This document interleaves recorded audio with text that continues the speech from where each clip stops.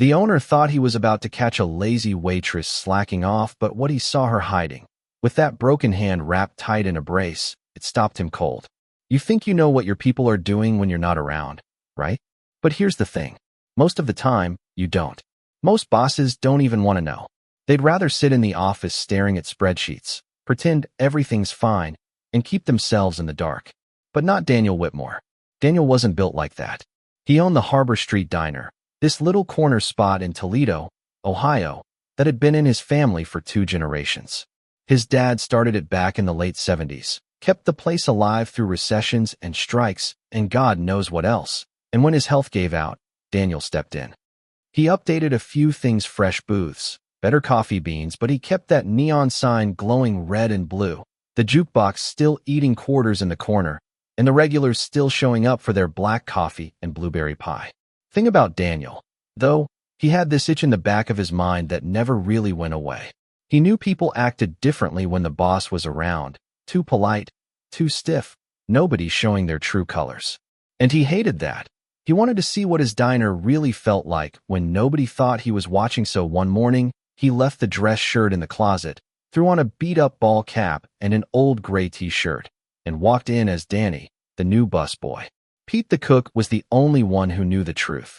Everyone else just thought some middle-aged guy needed a paycheck and a mop. From the second he walked through those doors, it felt different. "Hey, new guy, grab that mop. Coffee spilled by booth 6, one of the waiters barked. Nobody kissed up, nobody tried to impress him. And honestly, Daniel loved it. He was just another pair of hands.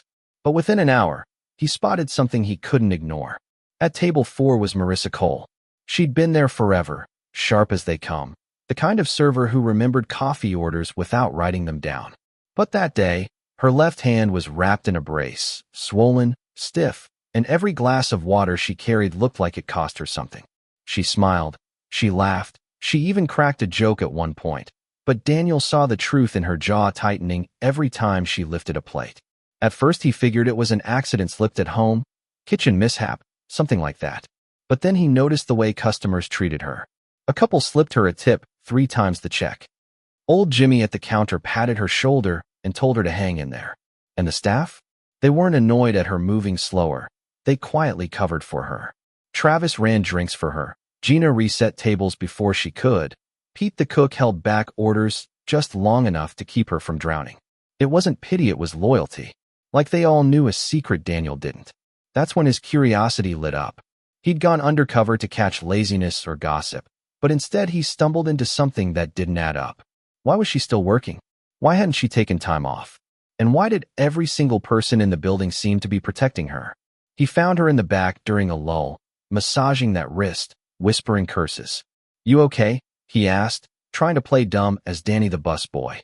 She jumped, forced a smile, muttered something about dropping a box at home. It was too rehearsed. And he knew it. The next night, Friday, the place was slammed after the high school game. Families, kids, regulars, it was chaos. Daniel was bussing tables when he saw Marissa weaving through the crowd with a tray stacked with burgers and sodas. Her good hand clenched that tray like her life depended on it, the injured hand trembling, just trying to keep balance. "Marissa, let me grab that." Travis rushed over. She snapped back. "I've got it," sharper than usual. But she didn't. Halfway there, fries and soda went everywhere, soda dripping down some poor dad's lap. Gasps, then silence. For a second, Daniel thought she'd cry right there. Instead, she forced this shaky smile, apologized like crazy, wiped it up with her good hand, and kept moving. But Daniel caught a fear on her face when she thought nobody was watching. That wasn't the face of someone embarrassed by a spill. That was someone living in fear of something bigger. That night, he overheard Travis corner her in the back, whispering, "You can't keep this up. You're gonna hurt yourself worse."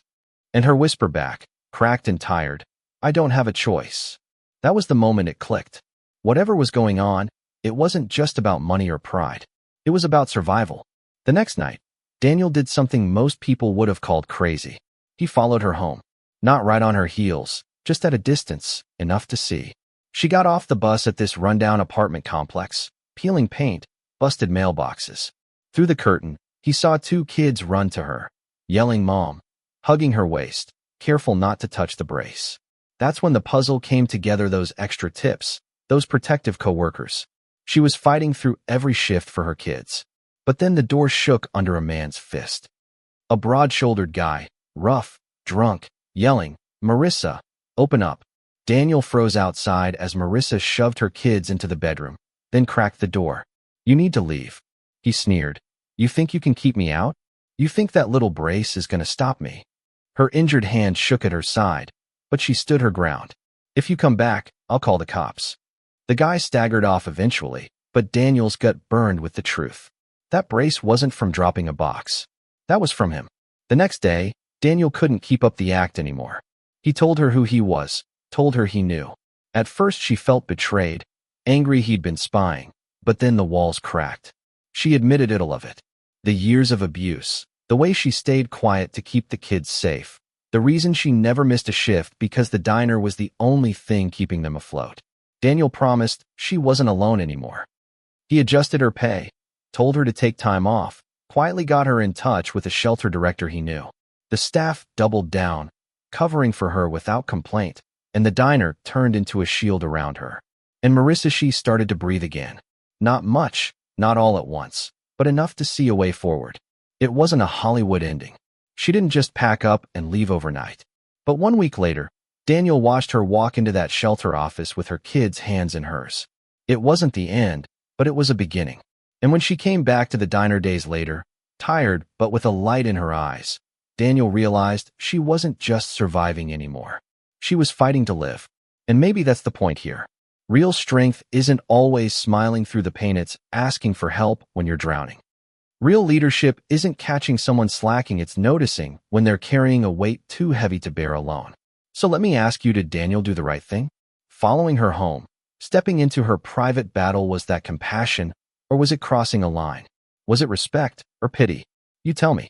Because this is the kind of story that stirs people up, and I want to hear your take. Drop your thoughts down below, share your perspective, because trust me, someone out there needs to hear it. And if you take one thing from this, let it be this: you never know what battles the people around you are fighting. Look closer, pay attention, and when you get the chance to lighten someone's load, don't hesitate.